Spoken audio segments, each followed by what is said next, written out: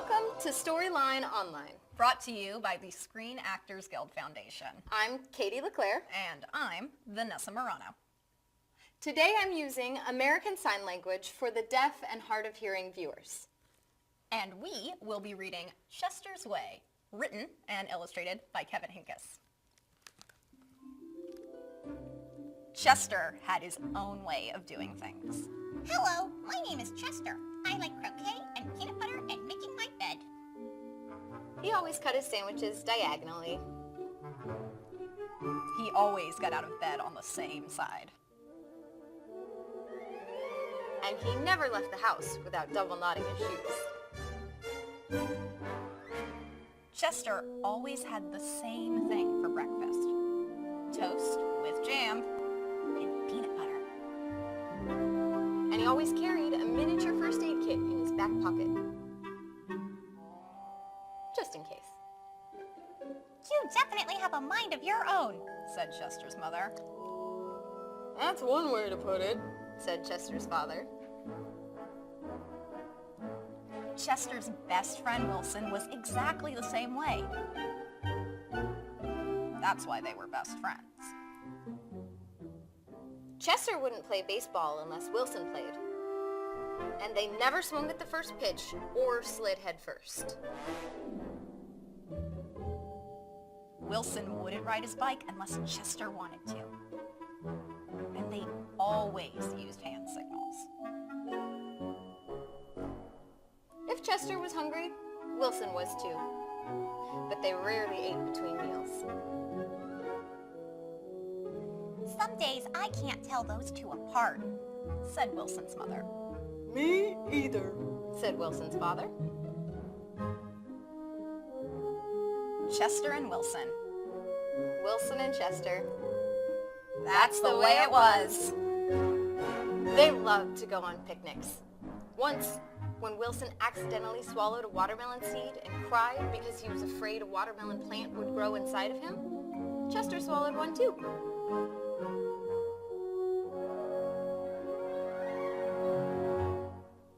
Don't worry, said Chester. Now, if you grow a watermelon plant, I'll grow one too. Chester duplicated his Christmas list every year and gave a copy to Wilson because they always wanted the same things anyway. For Halloween, they always dressed as things that went together.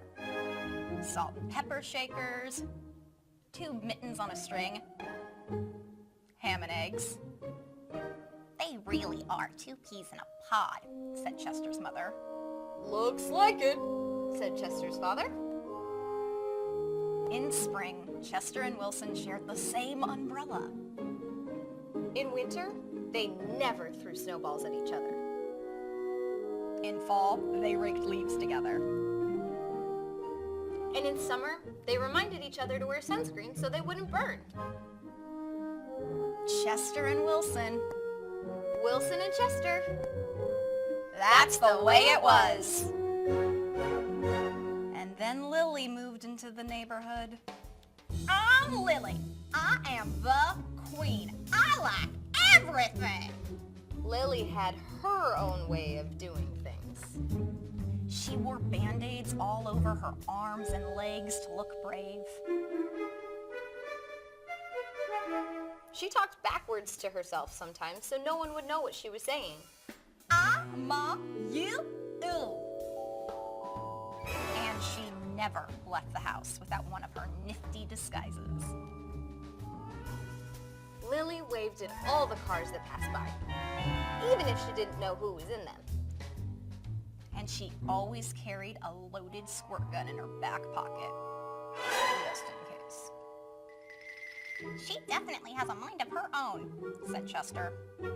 That's one way to put it, said Wilson. When Lily asked Chester and Wilson to play, they said they were busy. When she called them up on the phone, they disguised their voices and said they weren't home. If Lily was walking on one side of the street, Chester and Wilson crossed to the other and hid. She's something else, said Chester. Looks like it, said Wilson. One day, While Chester and Wilson were practicing their hand signals, some older boys rode by, popping wheelies. They circled Chester and Wilson and yelled personal remarks. Chester and Wilson didn't know what to do. Just when they were about to give up hope, a fierce-looking cat with horrible fangs jumped out of the bushes and frightened the older boys away. Are you who I think you are? Chester asked the cat. Of course, the cat replied. Thank you, Lily. Said Chester. You're welcome, Chester. Said Lily. Thank you, Lily, said Wilson. You're welcome, Wilson, said Lily. I'm glad you were wearing a disguise. Said Chester. And I'm glad you had your squirt gun, said Wilson. I always do, said Lily. Just in case. Afterward, Chester invited Lily over for lunch. You have a muscle mouse cup? Said Lily. Of course. Said Chester. I do too, said Lily. Same here, said Wilson. Chester and Wilson cut their sandwiches diagonally. Lily asked Chester's mother if she had cookie cutters, and she made stars and flowers and bells. That's neat. Said Chester. Wow, said Wilson. That night, Lily invited Chester and Wilson to sleep over. You have a nightlight? Said Chester. Of course, said Lily. I do too. Said Chester. Same here, said Wilson. Chester and Wilson wanted toast with jam and peanut butter for breakfast the next morning. Boring, said Lily. Try this instead.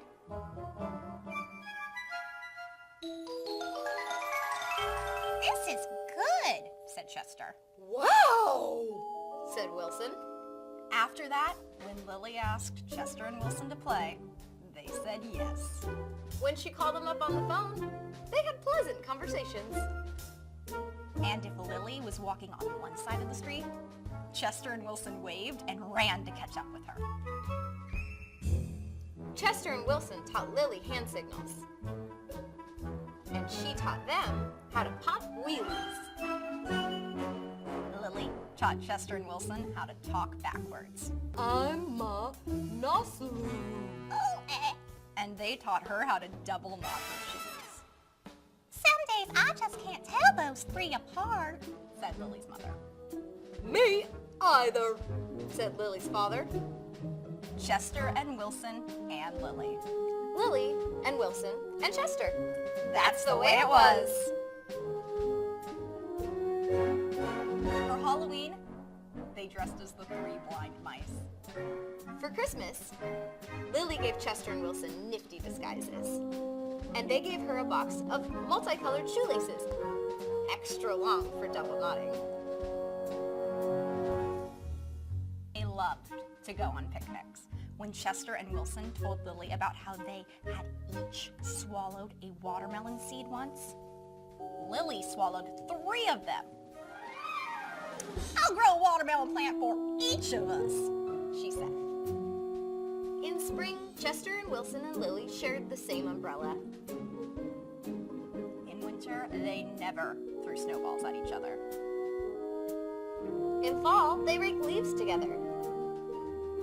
And in summer, they reminded each other to wear sunscreen so they wouldn't burn. Chester and Wilson and Lily. Lily and Wilson and Chester. That's the way it was. And then Victor moved into the neighborhood.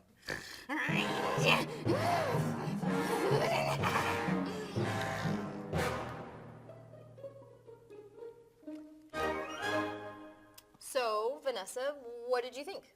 I think that Victor, Lily, Chester, and Wilson are going to have a great time growing watermelon plants inside of themselves.